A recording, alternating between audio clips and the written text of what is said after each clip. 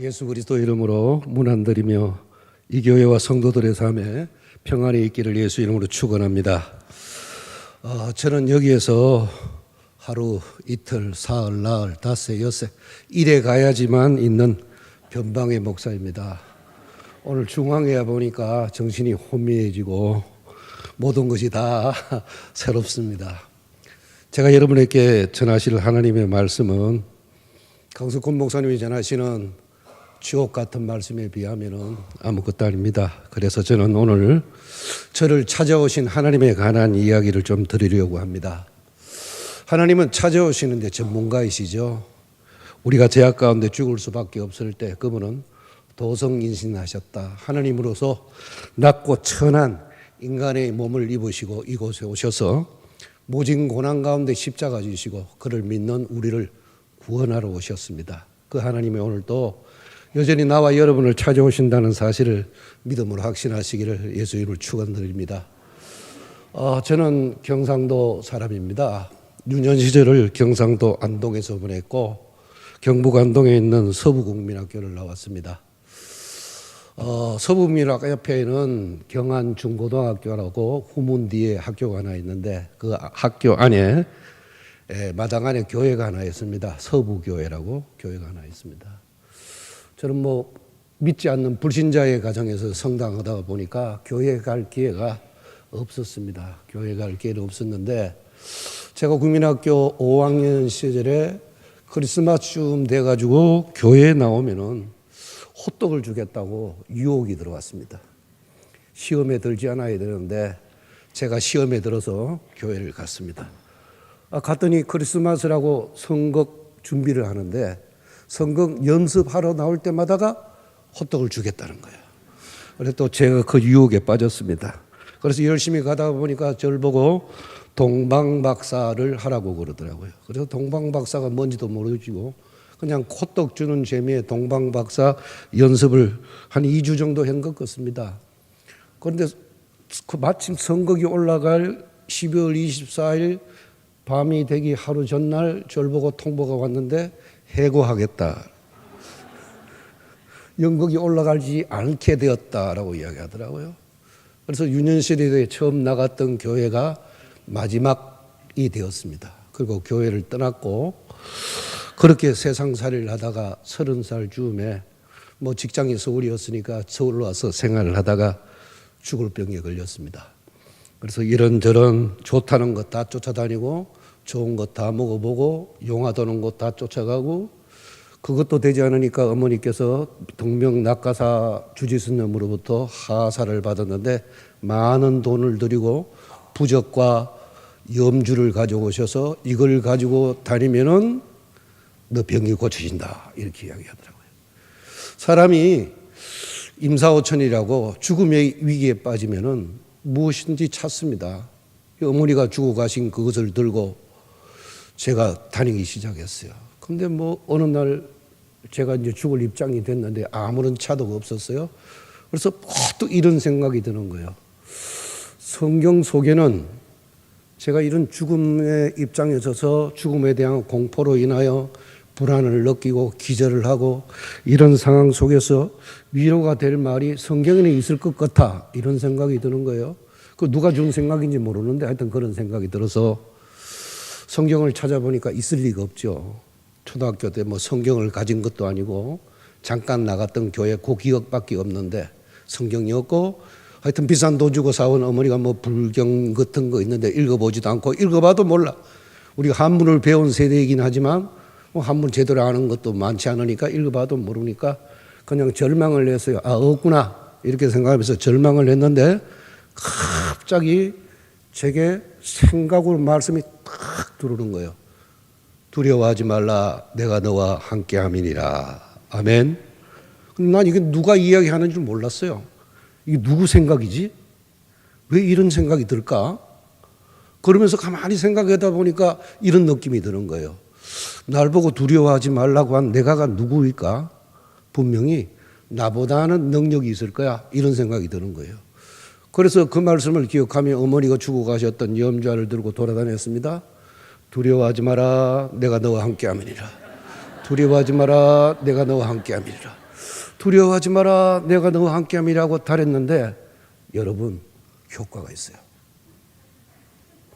제대로 걷지도 못하고 밖에 못 나가요. 왜 그러냐면 죽음에 대한 공포가 있어가지고 밖에 나가면 다시 못 돌아온다고 공포심이 생기니까 밖에 나갈 수가 없어요. 그런데 그 염좌를 굴리면서 두려워하지 마라 내가 너와 함께함이라 두려워하지 마라 그런데 이 밖에 나가지는 거예요. 그리고 멀리까지 갈 수 있는 거예요. 그리고 몸이 회복되는 거예요. 너무 놀랍지 않습니까? 그래서 한 2주 정도 하니까 몸이 회복돼요.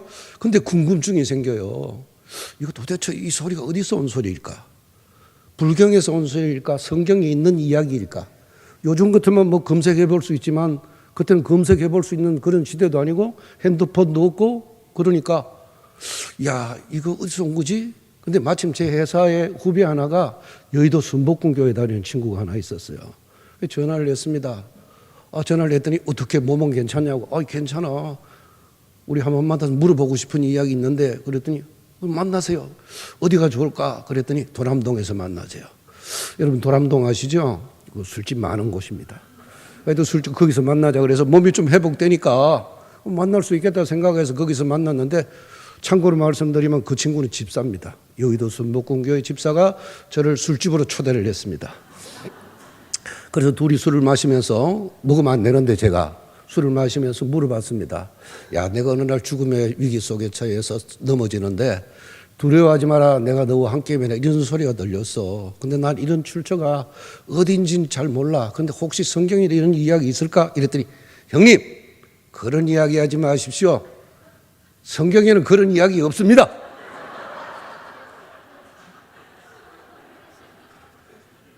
그래서 제가 알았어. 성경이 없는 이야기구나. 그렇게 생각을 했어요. 그리고 이제 그걸 지나고 이제 집에 돌아갔습니다. 그런데 놀라운 일이 생겼습니다. 다음 날부터 제가 일어나지 못하는 겁니다. 일어나지 못하고 그냥 절망 속에 빠져들고 몸이 쇠약해지기 시작하고 그냥 죽는 입장에 처해진 겁니다. 지금 와서 가만히 생각해 보면은 하나님 말씀이었잖아요. 그런데 그게 하나님 말씀인지 몰랐지만 제가 그것이 효과가 있다고 생각했던 겁니다. 그러니까 그 효과가 나를 인도했는데 그 친구가 말씀이 아니라니까 제가 그 말을 믿지 말아야 되는데 믿는 순간 말씀이 아닌 게 되는 거잖아요. 제가 넘어졌던 겁니다. 넘어졌는데 넘어질 시간이 되니까 이상한 일들이 생겨요. 왜냐하면 저에게 찾아오는 사람들이 많아져요.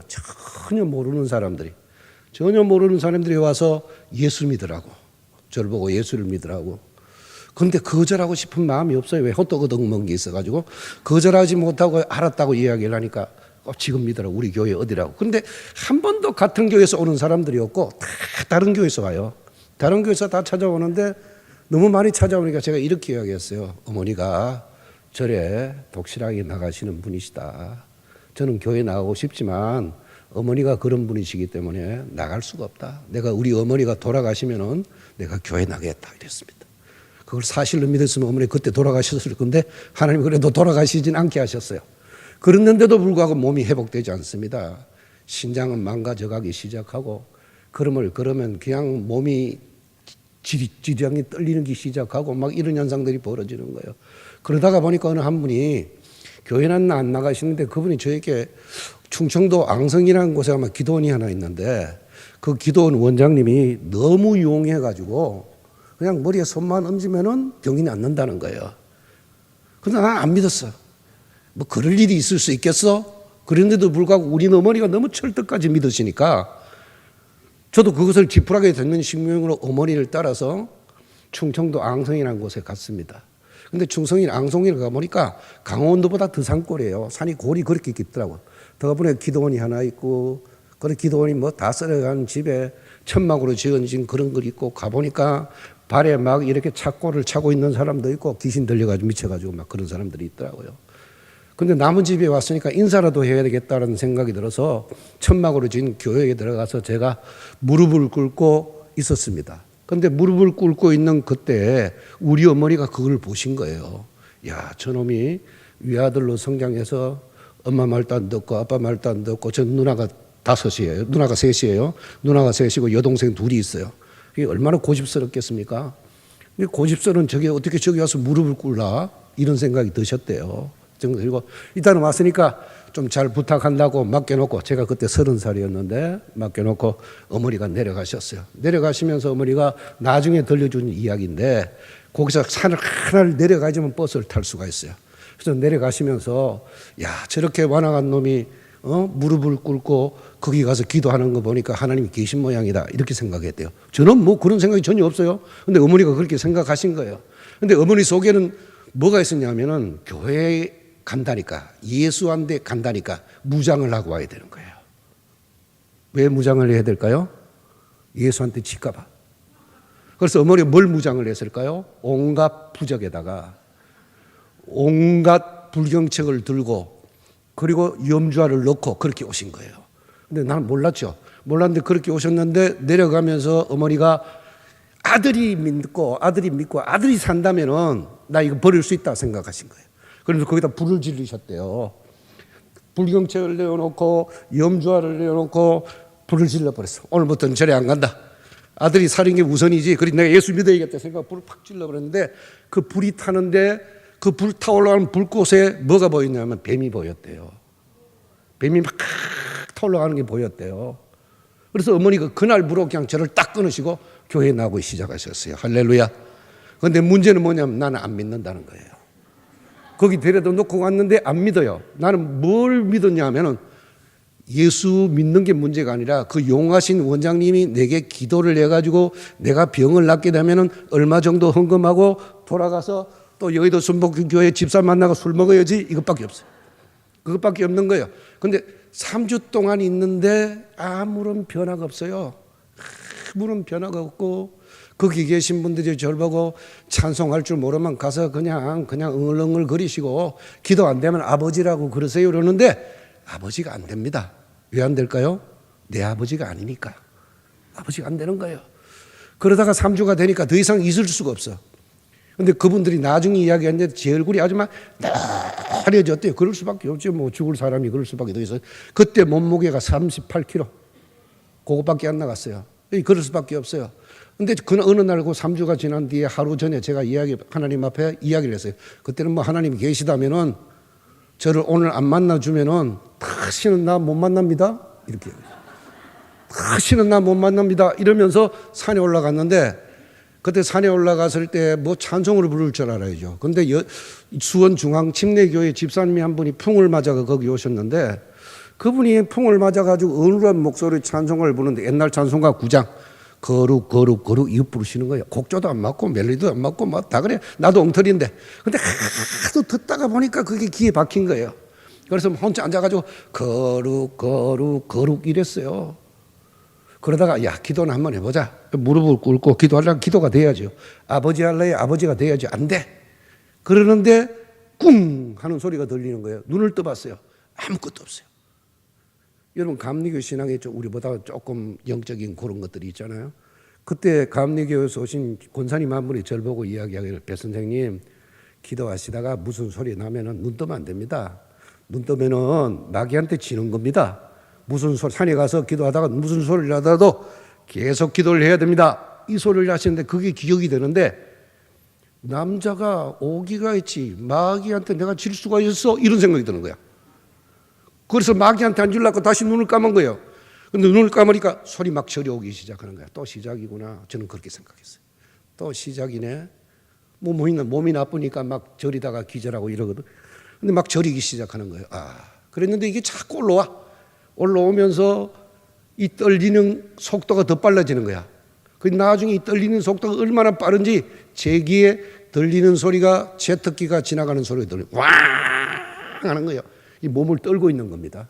왕 하면서 몸을 떠는데 떠는 순간 이전과 이유가 완전히 바뀌는 거예요. 몸을 떨면서 뭐라고 이야기하냐면 제 입에서 아버지라고 소리를 지르는 거예요. 근데 아버지라고 소리를 지르는 순간 저는 모든 걸 다 알았습니다. 예수님이 날 위해 죽었다는 사실, 하나님이 내 아버지가 된다는 사실. 그러면서 아무도 안 가르쳐주는데 그게 막 느낌이 들어오는데 그냥 목 놓아 울었습니다. 20년 만에 돌아왔으니까 목 놓아 울 수밖에 없고 울었는데 그 울음소리가 3시간을 그렇게 울었답니다. 저는 모르는데 내려와 보니까 그분들이 하는 이야기가 제 얼굴이 싹 바뀌어버렸대요. 하얗게 바뀌었대요. 할렐루야. 하나님이 그때 저를 만나주신 겁니다. 만나주시고 난 후에 제가 거기서 내려와서 수원이라는 곳으로 왔는데, 수원이라는 곳에 있다가 주일날 예배를 드리러 갔습니다. 뭐 수원에 뭐 아는 데가 있어 예배를 드리죠. 그래서 가는데 보니까 교회가 세 군데가 있더라고요. 장로교가 하나 있고 감로교가 하나 있고, 건너가지고 동산 위에, 지금은 동산이지만 동산 위에 교회가 하나 있더라고요. 그래서 두 교회를 지나쳐서 세 번째 교회 갔습니다. 두 교회를 지나쳐서 세 번째 교회 와서 문을 딱 열고 들어가다가 제가 주저앉아 버렸습니다. 딱 주저앉은 이유가 그 강단 옆에 족자가 딱 붙어 있는 거예요. 강단 옆에 족자가 붙어 있는데 그 족자에 뭐라고 쓰냐면은 여의도 순복음교회 다니는 후배가 말했던 하나님의 말씀이 아니라고 하는 성경 말씀이 거기 쓰여 있어요. 두려워하지 마라, 내가 너와 함께 함이니라. 할렐루야. 그래서 거기서 확 주저앉아 버렸습니다. 주저앉아 버리고 거기서 신앙생활하고 오늘까지 왔습니다. 그런데 문제는 그게 아니라, 거기 기도원에 있을 때 제가 내려간다니까 사람들이 이야기했는데 뭘 보고 이야기했냐면, 하나님이 저를 주의 종으로 부르셨대요. 그래서 주의 종이 뭐냐고 이야기했더니 목사 되는 거래요. 아이, 그건 말하지 말라고. 내가 이래도 뭐 술 먹고 온갖 난잡한 짓 다 하고 다니는데 목사는 말이 안 된다고. 저는 목사 안 한다고. 그랬더니 뭐냐면, 주의 종자를. 그럼 주의 종 안 하면 안 할 수 있는 게 뭐냐. 이게 돈 많이 벌어가지고 교회에다 돈으로 봉사하면 안 된대요. 돈 많이 버는 게 뭐냐 그러니까 장로님이래. 장로님 돈 많으시죠? 장로님 하면 되는데, 그거 쏠긴 하더라고. 그렇잖아요, 여러분.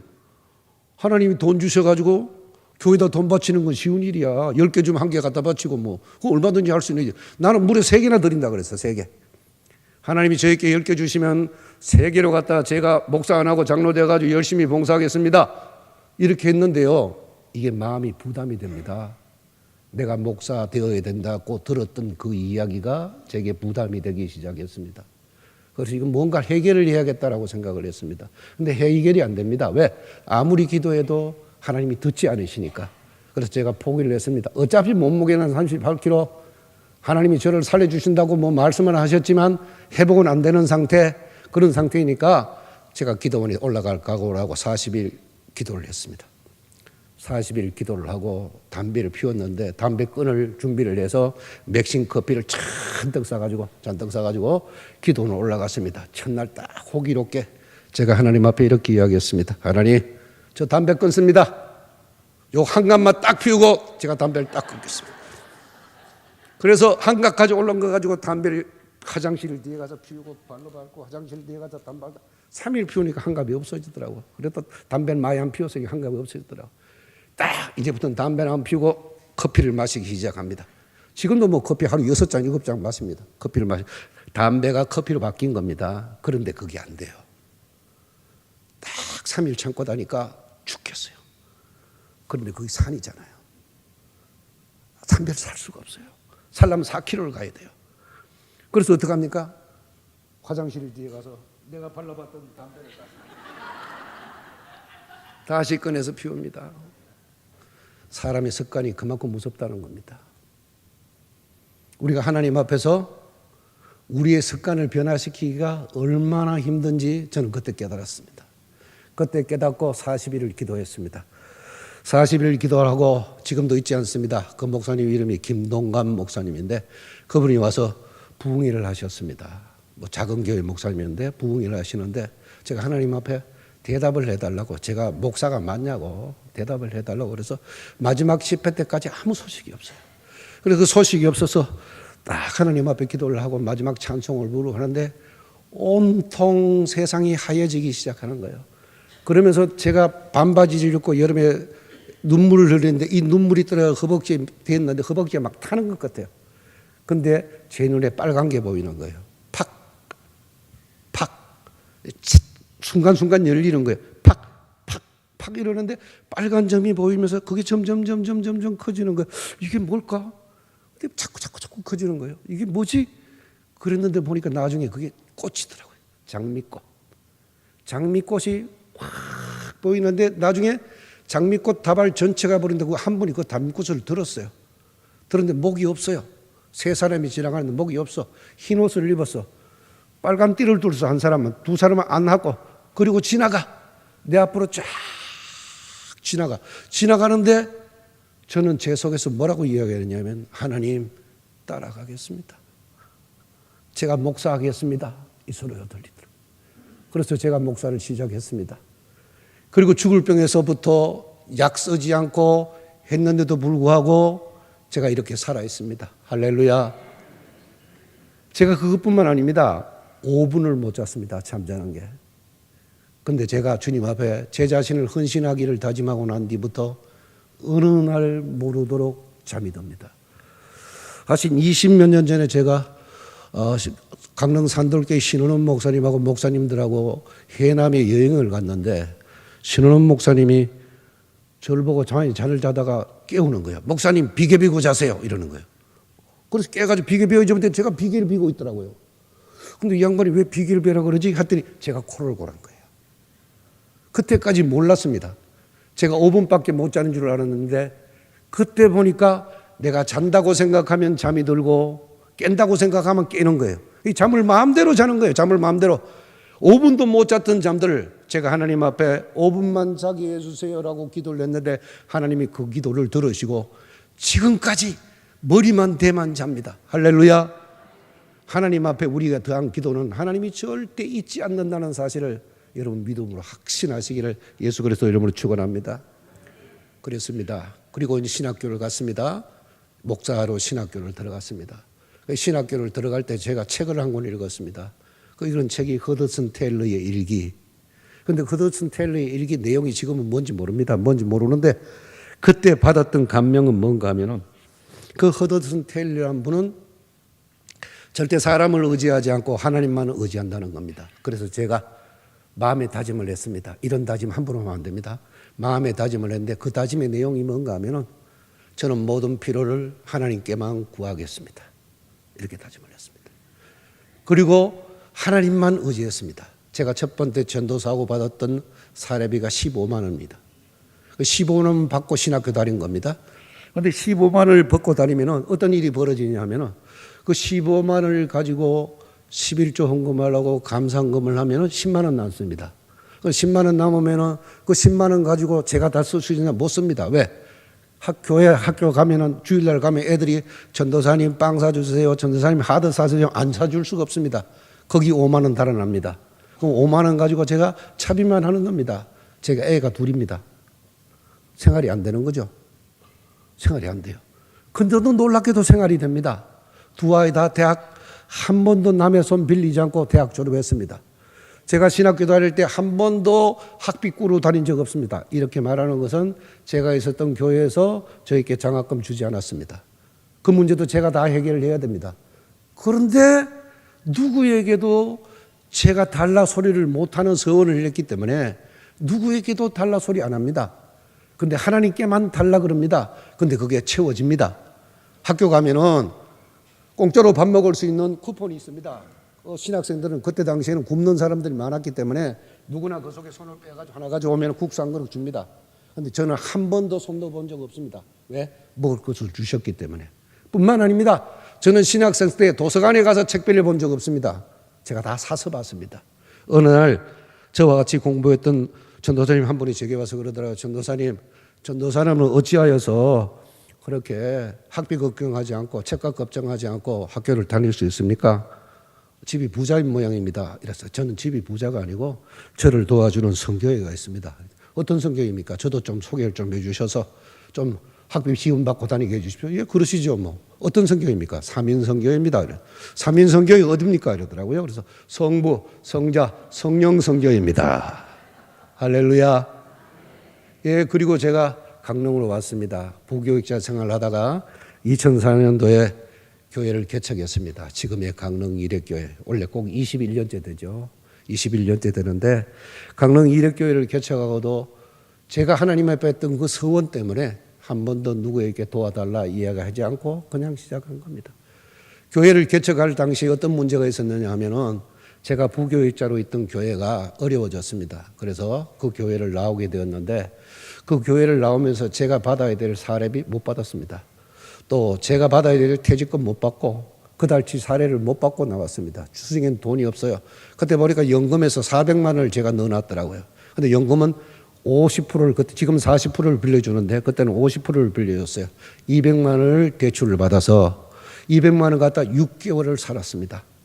6개월을 살면서 도무지 견딜 수가 없어서 제가 하나님 앞에 기도하기를 다짐했습니다. 개척해야겠다고. 왜 그러냐면은 제가 강원도에 오기 전에 수원에 있을 때 교회 목사님을 제가 10년 전에 찾아가서 말씀을 드렸습니다. 목사님, 이제는 제가 목사 되기 전에 교회를 개척해야겠습니다. 이랬더니 저희 목사님이 이렇게 말씀하셨어요. 너 하나님께서 교회 개척하라 그러셨냐? 이러시더라고요. 아니요. 그러더니 그러면 아무 소리 하지 말고 기다려. 이러더라고요. 그래서 10년을 기다렸어요. 근데 부교육자로 생활을 하다가 생활이 안 되니까 도저히 뭐 나이도 먹었고 불러주는 데는 없고 어떻게 할 수 없으니까 교회를 개척해야겠다는 생각을 갖고 양평에 있는 금식기도원에 갔습니다. 그 양평에 가서는 일주일 금식기도를 했는데 마지막 날 저에게 하나님께서 탁 그때 처음에 주었던 느낌대로 딱 내려가라. 내려가면 내가 모든 것을 다 준비해 놓았다. 할렐루야. 내려왔습니다. 아무 일도 없습니다. 아무 일도 없고 아무 소식도 없고 아무도 도와주지 않고 아무도 오라고 오지 않습니다. 낙심이 될까요? 안 될까요? 낙심이 되죠. 머리를 치받고 집에 앉아 있습니다. 이제 양식도 다 떨어져 가는데 이제 어떻게 해야 되나? 그랬는데 이래서는 안 되겠다 싶더라고요. 그래서 돌아다니기 시작했습니다. 뭘 하려고? 교회를 보려고. 막 돌아다니면 빈 건물에 돌아다니면서 빈 교회마다 교회 한다고 빌려달라더니 안 빌려줘요. 건물은 비어 있어도 강릉에서 교회 한다니까 건물 임대를 안 해주는 거예요. 임대해 준들 뭐 합니까? 제가 돈이 없는데. 준다 그래도 얻을 수가 없는 겁니다. 그럼에도 불구하고 그냥 교회를 보러 다녔습니다. 그러다가 어느 날 전화가 왔습니다. 저희 서울에 있는 누이가 전화가 왔어요. 너 돈 필요하지? 아니 필요 없어. 내가 돈 필요한 것 같은데? 왜? 아니 뭐 내가 성당에도 돈을 갖다 헌금을 하는데 내 동생이 뭐 목사라는데 뭐 내가 돈 못 주겠니? 이러더니 그때 또 2천만 원을 준다는 거예요. 그 2천만 원이 왔어요.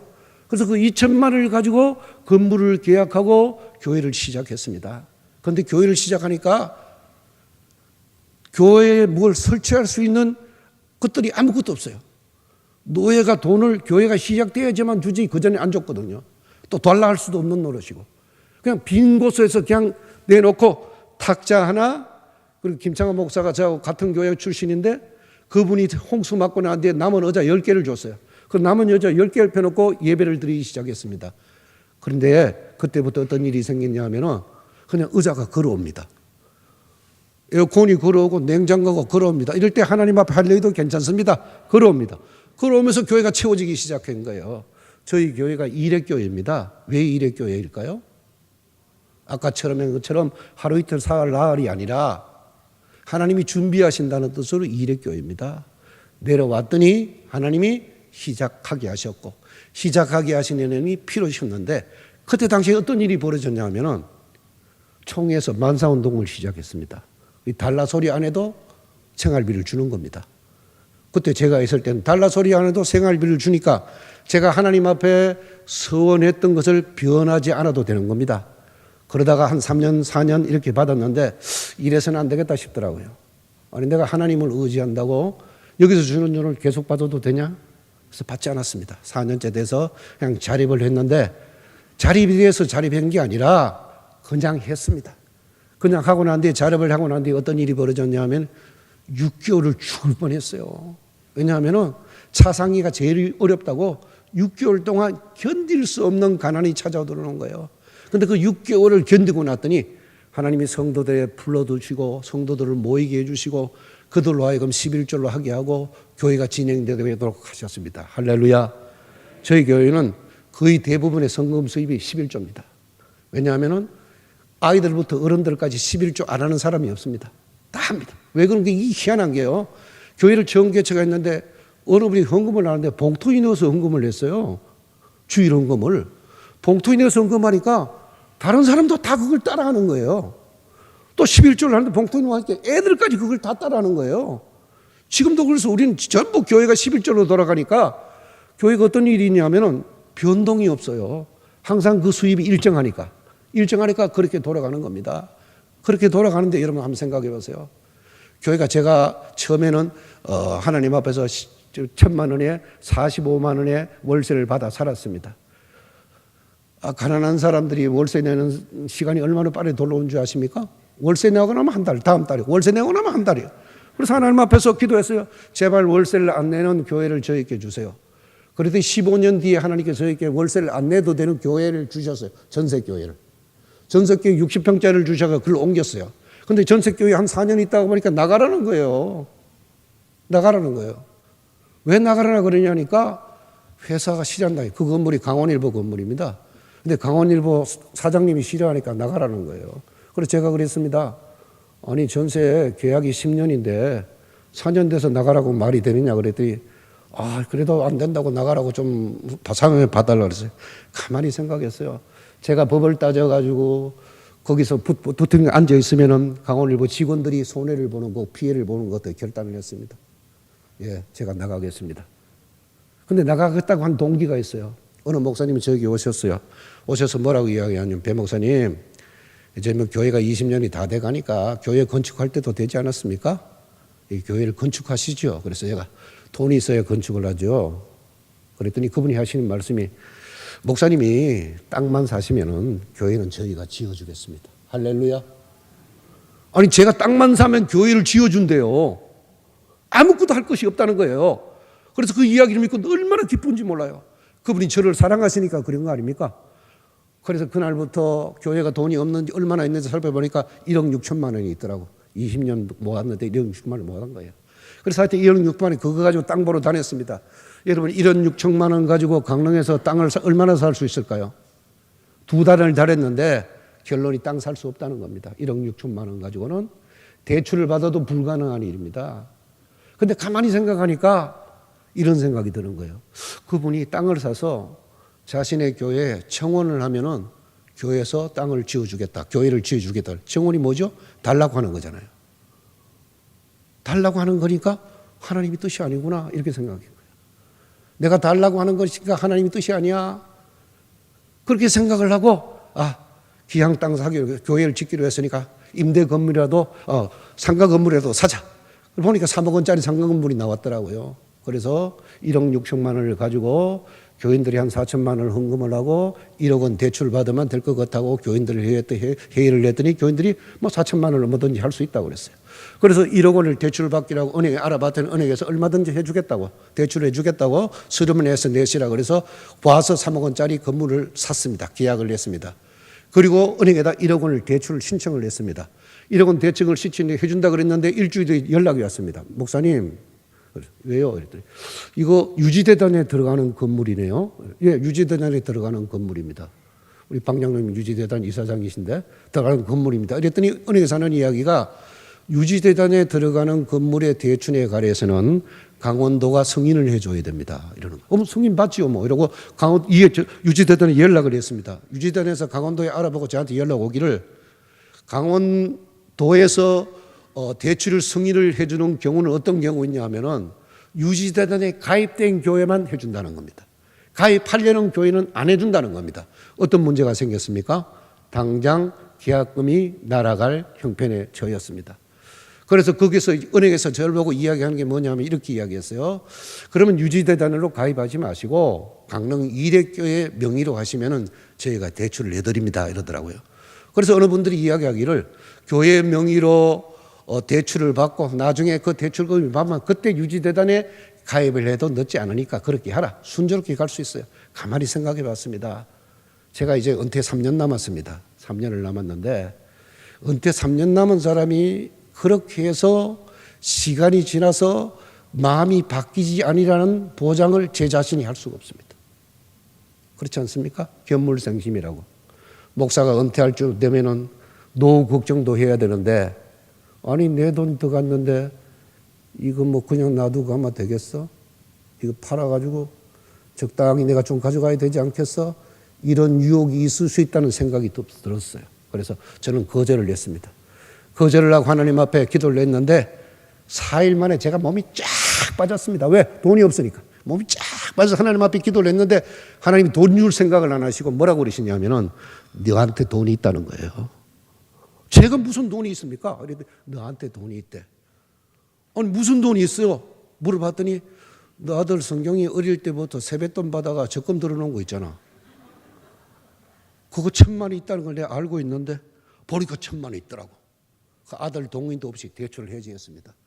이거 갖다 뭐에 코에다 붙입니까? 더 없는데 있다는 거예요. 뭐가 있냐? 너 은퇴 적립금 교회에서 들어주는 거 그 한 4천만 원 있어.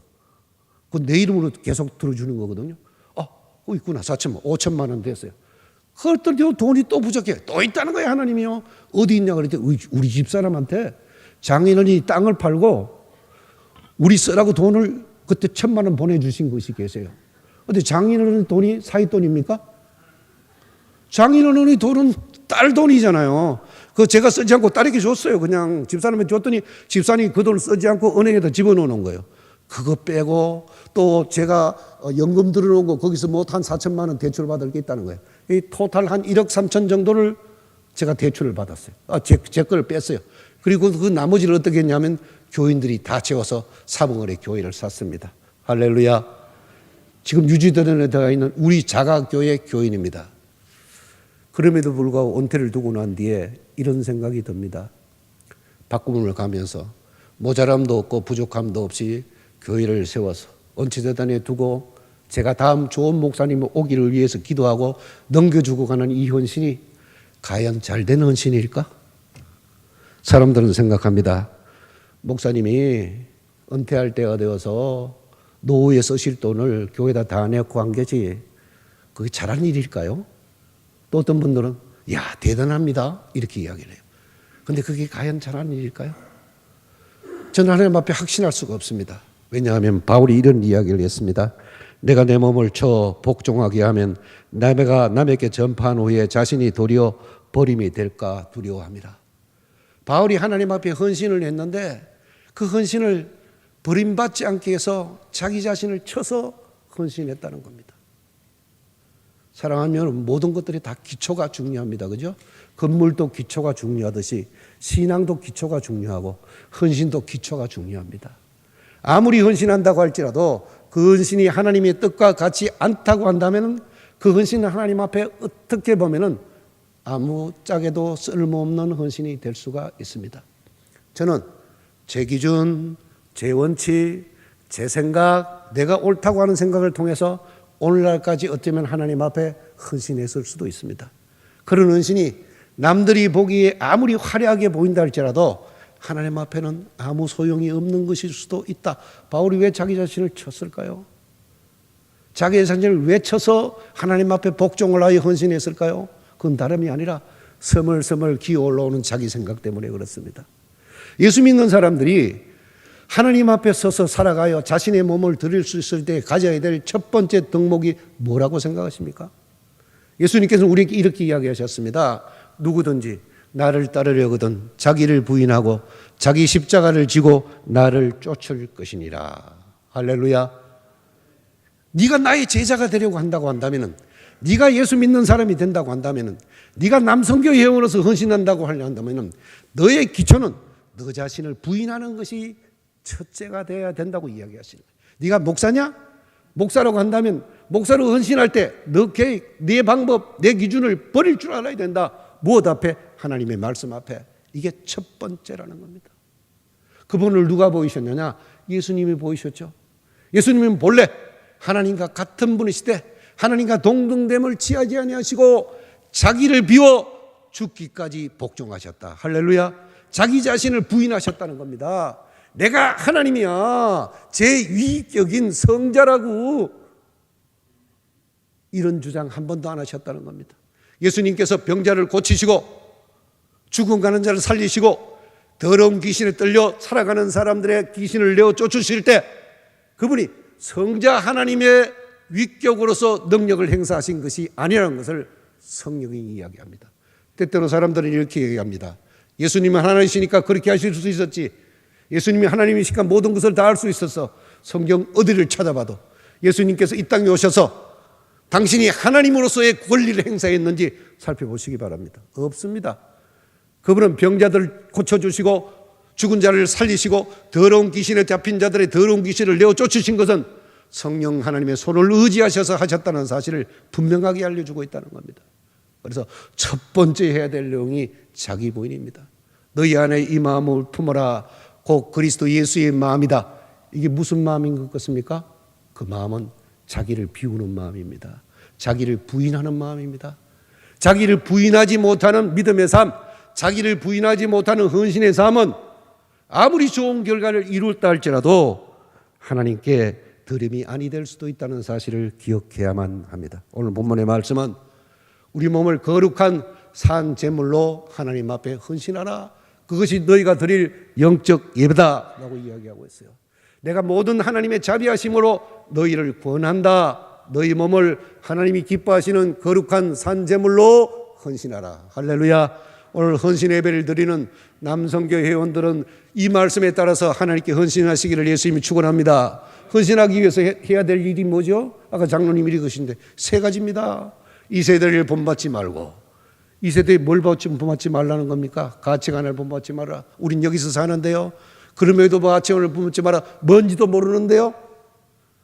이 세대의 가치관과 하나님의 가치관이 무엇인지도 몰라요.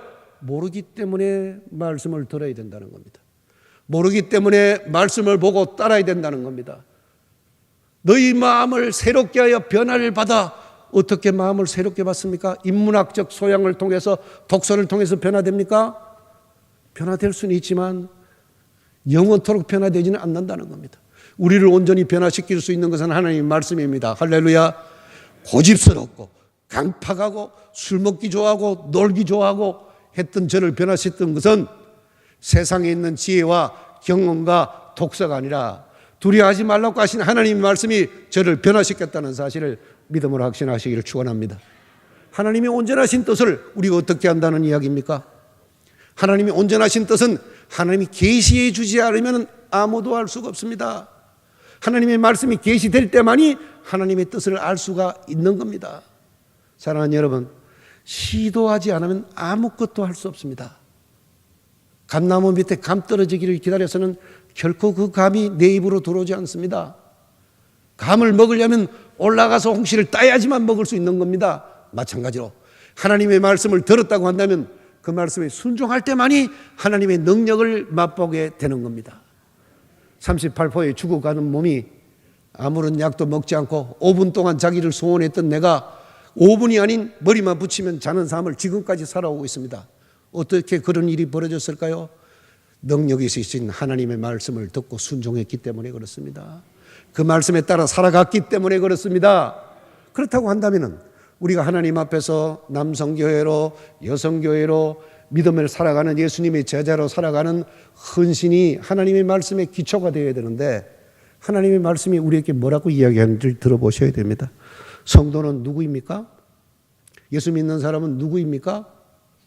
목사는 누구이고 장로는 누구이고 집사는 누구입니까? 여러분들은 여러분 스스로의 생각들을 가지고 계실 겁니다.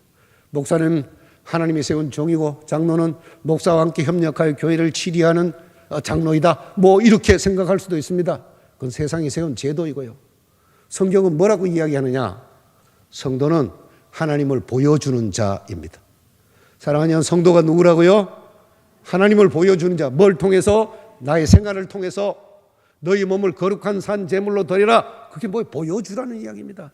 예수님이 당신에 대하여 정의하시기를 이렇게 정의하셨습니다. 나는 세상의 빛이다. 사람이 등경을 켜서 말하래. 쌀되는 말 대박 안에 집어넣어 놓지 않는다. 그렇게 하는 사람은 어리석은 사람이다. 등경을 켰다고 한다면 등경 설명하지 않아도 다 알고 계시겠죠? 호롱불 켜가지고 이불 밑에 두지 않습니다. 그죠? 호롱불 기름 아끼려고 옛날에는 안방하고 건너방 구멍 뚫어가 그 위에 이렇게 올려놓습니다. 양쪽 방 다 비춰라고. 그런 것처럼 내가 너희를 세상에 준 것은 너희로 하여금 세상에 빛이 되게 하려고 너희를 세웠다. 할렐루야. 그럼 빛이 뭐냐는 겁니다. 그 빛이 뭐냐는 거예요. 성경이 분명히 이야기하고 있습니다. 이 빛은 너희의 착한 행실이다. 할렐루야. 착한 행실. 예수님이 착한 행실에 대해 말씀하시기를 뭐라고 말씀하셨냐면 너희 아버지의 자비하신 같이 너희도 자비하라. 할렐루야. 죄인된 너를 용서하여 죄 없다 하여 하나님의 자녀 삼고 너의 삶에 필요한 것을 부르짖을 때마다 내가 너에게 응답해 주고 네가 걱정하고 염려하는 너희들의 삶을 내가 불꽃 같은 농자로 인도해 하나님께서 평안으로 인도하신 그 모든 것들이 나의 잘남이 아닌 한량없는 하나님의 자비하심으로 이루어졌다. 그러면 하나님의 자비하심 받은 나는 하나님께서 나를 세우신 본래의 목적 보여주는 삶을 살아야 된다. 그게 뭐냐? 하나님을 보여주는 삶을 살아야 된다. 하나님 어떻게 하나님의 자비하심 그처럼 자비하심을 보여주어야 된다는 거예요. 예수님께서 우리에 대하여 세상의 빛이라고만 말씀하셨을까요? 아니죠. 너희는 그리스도의 편지다. 사람들이 너를 볼 때마다 그리스도의 마음을 읽어야 된다. 여러분의 마음을 열어놓고 세상 사람들에게 보여주기를 바랍니다. 그 마음에는 그리스도가 있어야 된다는 이야기입니다. 어떤 그리스도? 자비로우신 그리스도를 보여주어야 된다는 겁니다. 너희는 그리스도의 향기다.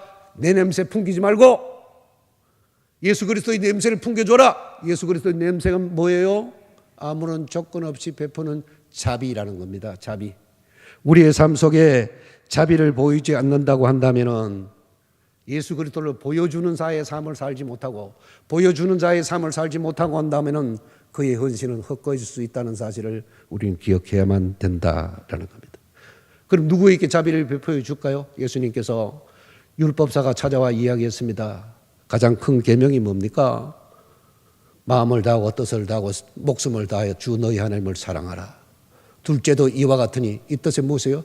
하나님을 사랑하는 것과 이웃을 사랑하는 것을 높낮이 차이를 둘 수 없다는 겁니다. 둘 수 없다. 내 이웃을 내 몸과 같이 사랑하라. 할렐루야. 그러면서 예수님 비유를 말씀하셨어요. 여리고로 내려가다가 강로 만난 사람들의 이야기를 통해서 내 이웃이 누구냐고 질문을 하셨어요. 물어보았던 율법사가 이야기했습니다. 자비를 베푼 자입니다. 너도 이와 같이 하라. 그럼 예수님이 우리에게 바라시는 헌신은 뭘까요? 자비가 있는 헌신을 원하신다. 자비가 기초되어진 헌신을 원하신다. 자비는 뭘까요? 오늘 성경에 보니까 모든 자비라고 했어요. 자비만 자비지. 자비의 종류가 그렇게 많나? 성경의 단어를 생각해 보면 알 수 있습니다. 구약의 성경의 자비는 헤세드입니다. 그것은 하나님의 사랑이요, 인애요, 긍휼이요. 그죠? 하나님이 우리를 향하신 한량없는 용서가 다 들어있는 단어입니다. 하나님의 사랑을 보여주는 것이 자비라고 우리에게 이야기하고 있습니다. 제가 12여 년 전에 재상교회 헌신 예배를 갔습니다. 거기도 2시에 예배를 드리는데 마치고 났더니 한 3시 반 정도 됐습니다. 그래서 집에 가겠다고 이야기했더니 목사님 장로님이 식사하고 가시라고. 그냥 가죠. 뭐 시간도 이런데 그냥 갔으면 좋겠습니다. 라고 이제 출발을 하려고 그러는데 한 분이 얼른 쫓아왔습니다. 제가 이 교회 안수 집사입니다. 목사님, 제가 봉평에서 막국수 집을 합니다. 그러니까 언제든지 드실 수 있으니까 지금 가서 막국수 한 그릇 드시고 가시면 좋겠습니다. 그랬더니 장로님이 또 저를 보고 드시고 가라고 그래요. 그래서 그분을 따라 봉평에 갔습니다. 제산에서 봉평까지 가서 보니까 주일날 장사를 안 하시더라고요. 그 부인을 불러다가 그 이제 음식을 차리니까 얼마나 귀찮겠어요. 그렇죠? 얼마나 귀찮겠어요. 근데 음식을 차려서 주는데 시간이 걸리는데 시간 걸리는 사이에 그분이 저에게 간증을 하셨습니다. 원래는 감리교인이랍니다. 원래는 감리교인인데 어릴 때부터 감리교회를 다니다가 시험에 들어서 교회를 다니지 않고 한 20, 30년을 살았대요. 그래서 부인이 감리교회를 다니는데 어느 날 사건 사고가 자꾸 발생하고 죽을 것 같고 이래서 부인이 교회에 가져서 교회를 갔답니다. 교회에 가서 헌금을 해서 착 올려놓고 예배를 드리는데 목사님이 이야기하시는 거예요. 귀 하나도 안 들어요. 왜 안 들을까? 마음이 닫혀 있으니까 하나도 안 들어오는 거예요. 그런데 목사님이 헌금을 받고 그렇게 큰 교회가 아니니까 헌금을 받아서 봉투를 여시고 이렇게 이제 이름을 부르면서 헌금을 드렸다. 11조 헌금 누구 이래 부르는데 갑자기 그분의 눈이 열어져서 그 헌금이 보이기 시작하는데 이름을 부르면 헌금이 하늘 쭉 올라가기도 하고 이름을 부르면 헌금이 땅으로 쭉 떨어지더라고요. 여러분의 헌금이 다 올라가기를 예수님 축원합니다. 뚝 떨어지대. 그래서 궁금했대. 자기가 오늘 처음 나와가지고 드리는 헌금 어떻게 될까? 그래서 자기 이름을 부르는데 헌금이 올라갔으면 좋겠는데 올라가지도 않고 떨어지더래. 그 이야기를 하는 거예요. 이게 뭘까? 목사가 남의 간증하는 이야기를 듣고 그걸 그대로 믿으면 곤란하잖아요. 성경이 뭐라고 말씀하시는지를 찾아봐야죠. 성경에 다른 그런 이야기가 있나? 하나님 앞에 드렸는데 하나님이 받는 사람도 있고 안 받는 사람 이야기가 있나? 있다는 거예요. 누가요? 아벨과 가인의 이야기가 있잖아요. 아벨과 가인이 하나님 앞에 제사하는데 아비는 자기가 친 양을 제물로 드렸고 가인은 자기의 생 곡식을 예물로 드렸는데 하나님이 아벨과 그 제물은 받으시고 가인과 그 제물은 받지 않으셨다. 아니 같은 집안 형제인데 누구의 것은 받고 누구의 것은 안 받았나? 양을 안 들어서 그러나? 근데 그때는 율법이 없는 시대예요. 율법이 없는 시대예요. 근데 성경을 읽어보면 그 해답이 있어요. 뭐라고 하느냐면 하나님께서 아벨의 제물과 아벨을 연락하셨을 때 가인도 자기는 기대했겠지만 가인과 자기의 제물을 연락하지 않을 때 분통이 터졌다는 거예요. 아니 내 동생 것 받고는 나는 왜 안 받아? 그래서 안색이 싹 바뀌었다는 거예요. 그래서 하나님이 가인에게 말씀하셔서 네가 안색이 바뀐 일은 무슨 일이냐? 물으셨어요. 네가 선을 행하였다면 네 안색이 바뀔 수가 있겠냐? 네가 선을 행하지 않았기 때문에 안색이 바뀐 것이지. 예? 네가 선을 행하지 않으면 죄가 그 문에 엎드리니라. 죄의 소원은 너희께 있을지라도 너는 죄를 다스릴지니라. 할렐루야. 그 말의 뜻은 가인이 생활이 선하지 않았다라는 겁니다. 가인의 생활이 악했다라는. 악한 것과 선한 것은 우리는 엄청난 차이가 있을 것으로 생각하는데 실질적으로 생활에서는 엄청난 차이가 없습니다. 하나님의 뜻을 쫓느냐 안 쫓느냐, 자비를 행하는 삶을 살았느냐 안 살았느냐, 이익을 쫓아 살았느냐 옳고 그름을 따라 살았느냐, 요 차이입니다. 그럼 가인은 뭐 했습니까? 이득을 얻기 위해서 옳고 그름을 버렸다는 이야기입니다. 이익을 얻기 위해서 옳고 그름을 버렸고 하나님의 말씀과 상관없는 삶을 살았다. 바꿔놓고 이야기하면 하나님이 선이라고 말했던 자비를 베푸는 삶을 살지 않을 수 있다라는 겁니다. 예수님께서 이렇게 말씀하셨습니다. 제가 좀 원칙주의자입니다.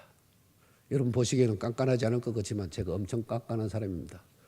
엄청 깐깐한 사람이 원리 원칙 잘 따집니다. 우리 강 목사님이 저하고 같은 이모니까 알겠지만 저는 절차에 벗어나는 것을 참지 못합니다.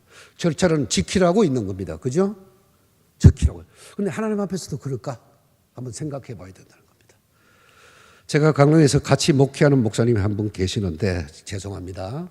한 분 계시는데 그분이 참 어렵게 삶을 살았어요. 어렵게 삶을 살다가 보니까 이익 앞에 상당히 약합니다.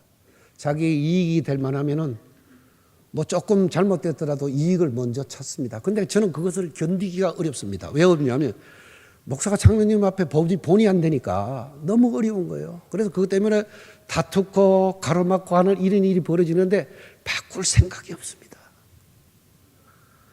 너무너무 화가 납니다. 어떻게 저럴 수가 있냐. 그래서 제 후배 목사가 옆에서 목회를 하는데 저를 보고 형님 제발 좀 그냥 두세요. 왜 그거 갖다 그렇게 속을 끓입니까? 그러더라. 아니 목사가 그러면 되는 거야? 목사가 이익을 쫓아서 그렇게 생각하면 돼. 옳고 그름을 따서 행동해야지. 내 말이 틀렸어. 이랬더니 그 후배 목사가 아니 형님 말이 맞긴 한데 뭐 그래도 그거 가지고 고치지 않는 걸 왜 형님이 그렇게 화를 내느냐고 날 보고 그러더라고. 그래서 화를 뻑뻑 내면서 돌아왔어요. 목사가 뭐 하나만 할 일이 뭐 있겠어요? 찬송 부르거나 기도해야죠. 그래 기도하러 갔습니다. 근데 기도하러 갔는데 기도가 안 됩니다. 왜? 그게 너무 화가 나니까 기도가 안 돼요. 그래서 기도를 안 되는데 갑자기 처음 저를 찾아왔던 하나님이 두려워하지 마라. 내가 너와 함께 일하는 것처럼 한꺼번에 느낌을 주는 거예요. 직관이라는 거죠. 그게 통찰력이라 직관 확 주는 거예요. 걔가 문제가 아니고 네가 문제야. 내가 문제라는 겁니다. 아니 제가 바로 반문을 했어요. 하나님 제가 왜 문제입니까? 제가 뭐 이기심을 받아가지고 뭐 남의 돈을 피했겠습니까? 남에게 나눠 먹을 것을 나눠주지 않고 내가 가진 적이 있습니까? 하나님이 아시다시피 제가 개척교회 하면서도 내 먹을 거 안 먹고 남 나눠주고 살았는데 저한테 그런 말씀하시니까 섭섭합니다. 그랬더니 하나님이 또 대반 직관을 딱 주시는 거예요. 걔가 잘못되고 안 잘못되고는 너하고는 상관없어. 걔가 잘못하고 안 하고는 너하고는 아무 상관없다는 거예요. 걔가 잘못되면 주님이 다스릴 것이고 잘했으면 주님이 상 주실 것인데 너는 걔에 대해서 말할 권이 없어. 왜? 내가 재판관이 아니니까 말할 거 없어.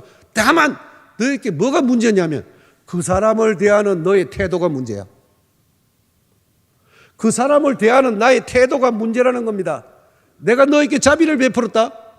네가 잘났고 정직하고 올바르고 하나님 말씀 지키는 거지만 내가 너의 잘못을 지적하라면 하룻밤에 나를 세서라도 말할 수 있어. 뜨끔하잖아요. 죄 없는 자가 돌로 치라고 뜨끔해요. 그러면 저 기다려 주셨어요. 내가 너를 용서하고 너에게 자비를 베풀었다면 너도 남을 용서하고 남에게 자비를 베풀어야 되는데 그가 원칙을 위배하고 자기 이득을 취하여 남의 사람들의 기분을 나쁘게 한다고 해서 네가 그 아이를 정죄할 필요가 뭐 있냐는 거예요. 저는 정죄한 겁니다. 그 사람을 정죄한 거예요. 사랑해서 그런 것이 아니라 그 꼴이 보기 싫다고 정죄한 겁니다. 그 꼴이 보기 싫다고. 거기에 대해서 주님이 말씀하시는 거예요. 네가 그 사람을 대하는 태도가 문제이지 그가 죄를 짓고 안 짓고는 너하고는 아무 상관없다는 거야. 그건 하나님과 상관이 있는 이야기지 네가 해야 될 일은 아니라는 거예요. 그래서 제가 말씀드렸습니다. 하나님 죄송합니다. 저에게 문제가 있어서 제 죄를 용서해서 자비를 베풀기를 원합니다. 자비가 베풀어졌을까요? 알기만 하는 겁니다. 자비를 베풀어야 된다고 알기만 하는 것이지 내 본심으로부터 금방 그렇게 그 사람을 용납하지 못하는 거예요. 왜? 습관이기 때문에. 고쳐야 되는 줄 믿으시기를 예수님이 축원합니다. 고치려면 어떻게 할까요? 흉내내야 됩니다. 자비로운 척, 사랑하는 척, 흉내를 내야 되는 겁니다.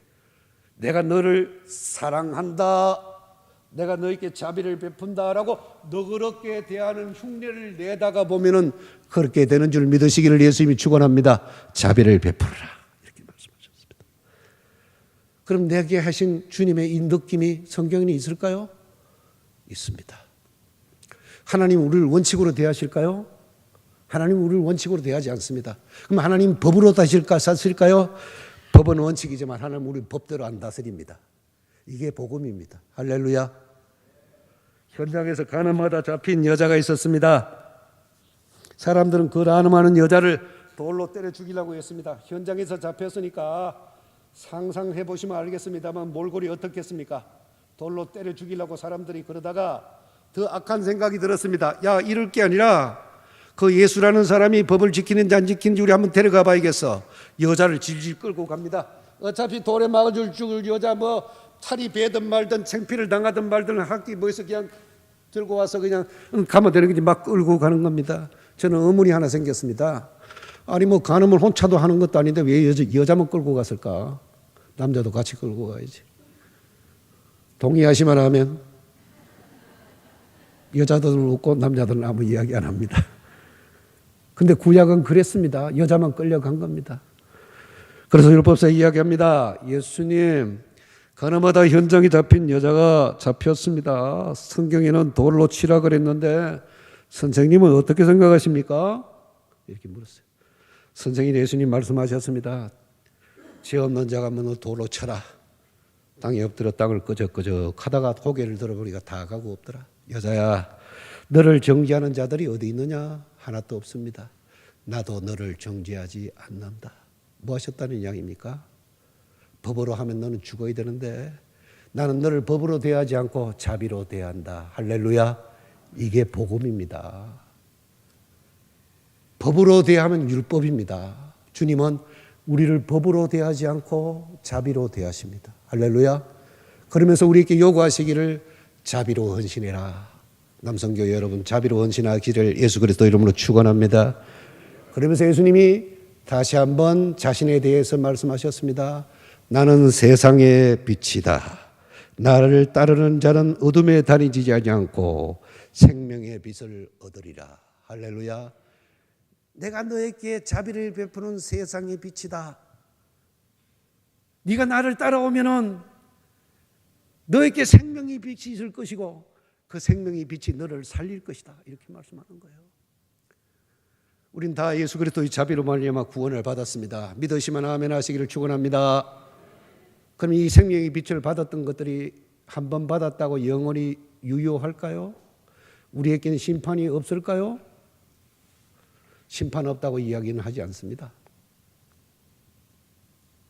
예수님께서는 간음하는 여인의 비유를 통해서 나는 세상의 빛이고 빛 가운데 있는 자는 생명을 얻을 것이라고 말씀하셨습니다. 그런데 여러분, 우리를 기다리는 심판은 존재하고 있습니다. 우리가 영원한 멸망의 길로 가지 않는다 할지라도 예수님이 다시 오실 때 우리를 법으로 심판하지 않고 각 사람이 행한 대로 갚아주신다고 성경은 이야기하고 있습니다. 그런데 거기에 대해 뭐라고 이야기하냐면 궁일이 없는 자는 궁일이 없는 심판을 받을 것이요 궁일은 심판을 이기고 자랑하느니라. 할렐루야. 내가 삶을 살아가면서 하나님 앞에 그릇되고 헛된 행동들을 했다 할지라도 내가 예수 그리스도의 빛을 받고 자비를 누렸다고 한다는 다른 사람에게 자비를 베풀면 너의 잘못은 내가 묻어둔다는 뜻입니다. 이것이 각 사람이 행한 대로 갚아준다는 의미라는 사실을 확신하기를 예수님 축원합니다. 우린 살아가면서 잘못을 합니다. 목사님 저도 수없이 잘못하죠. 저 욕합니다. 목사가 욕하면 되나? 욕합니다. 욕하는데 심하게 욕합니다. 그런데 듣는 데서는 안 하죠. 안 듣는 데서 하죠. 저는 위선자입니다. 그렇죠? 목사가 위선자인데 심판받아야 되는 거 아닙니까? 그런데 저는 심판 안 받으려고 노력합니다. 어떻게 노력합니까? 자비를 베푸는 겁니다. 욕을 하더라도 겉에는 척하는 겁니다. 자비로운 척, 너그러운 척, 용서한 척하는 겁니다. 그런데 여러분 아세요? 그 척함이 나를 그렇게 바꾼다는 사실을, 그 척함이 나를 그런 사람으로 바꿔간다는 사실을 믿음으로 확신하시기를 예수님을 축원합니다. 여기 더 중요한 말씀이 있습니다. 디모데전서 6장 18, 19절에 선을 행하고 선한 사업을 많이 하고 나누어 주기를 좋아하며 너그러운 자가 되게 하라. 이것이 장래에 자기를 위하여 좋은 터를 쌓아 참된 생명을 취하는 것이니라. 네가 행위로서는 하나님의 말씀을 다 따라 살지 못한다 할지라도 네가 타인에게 하는 그 자비가 장래에 좋은 터를 마련해서 너에게 참된 생명을 안겨줄 것이다. 할렐루야. 남성교회 헌신이 자비를 기초로 이루어지기를 예수님이 축원합니다. 너그러움으로 이루어지기를 예수님이 축원합니다. 남성교회 회원 여러분 사랑합니다. 남성교회 회원들 가운데는 저보다 나이 많으신 분은 많지 않은 것 같습니다.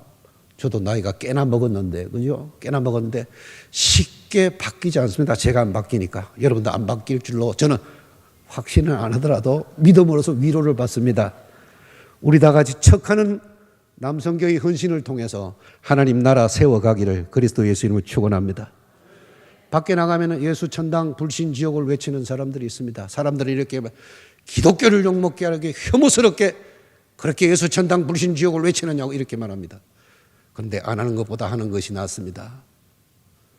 안 하는 것보다 하는 것이 훨씬 낫습니다. 그런데 문제는 그 하는 것이 자비로운 마음을 가졌느냐 가지지 않느냐에 따라서 듣는 사람으로 하여금 협박으로 들리게 하느냐 제가 나를 사랑함으로 들리게 하느냐를 가른다는 사실을 아시기 바랍니다. 내가 자비로운 마음을 갖고 저 영혼이 지옥에 빠지는 것을 불쌍히 여기는 마음으로 예수 믿으면 천당, 믿지 않으면 불신 하고 전할 때 그 사람은 압니다. 내 속에 무엇이 들었는지.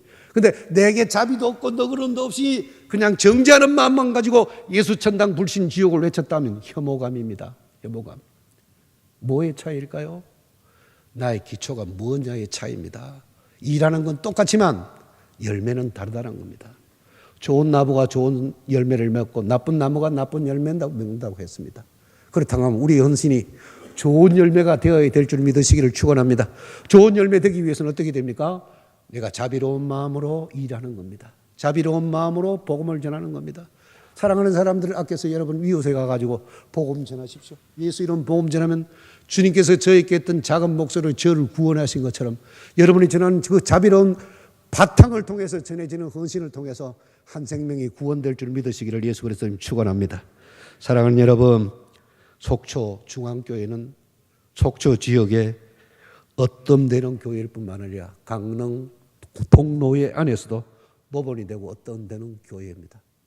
여러분들의 빛이 온 노예와 속초 지역과 이웃 믿지 않는 사람들에게 비추어지기를 예수님 축원합니다.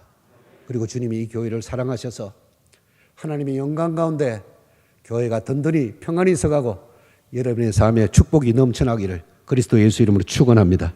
자비로우신 아버지 하나님, 기초 없는 사상 누구가 같은 그런 집을 짓지 않게 하시고 반석위의 기초를 삼아 짓는 집들이 되게 하시되 오늘 특별히 남성교회 헌신 예배로 하나님 앞에 드립니다. 저들의 헌신을 주님께서 압니다. 그 헌신에 따라 갚아주심도 압니다. 그럼에도 불구하고 그 헌신이 더욱더 하나님을 기쁘시게 하는 헌신이 되기 위해서 하나님을 보여주는 헌신이 되기를 원합니다. 하나님을 보여주는 자비로운 헌신을 통하여 하나님께 영광 돌리는 남성교회 회원들이 되게 하시고 부디 비옵는 것은 그들을 건강하게 하시기를 기도드립니다. 그들을 평안하게 하시기를 기도드립니다. 아무도 염증으로 인하여 괴로움 겪지 않게 해주시고 통증 없도록 축복하여 주옵소서.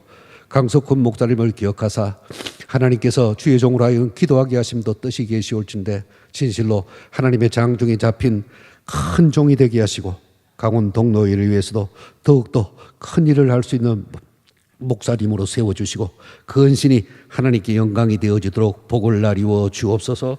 예수 그리스도 이름으로 기도합나이다. 아멘.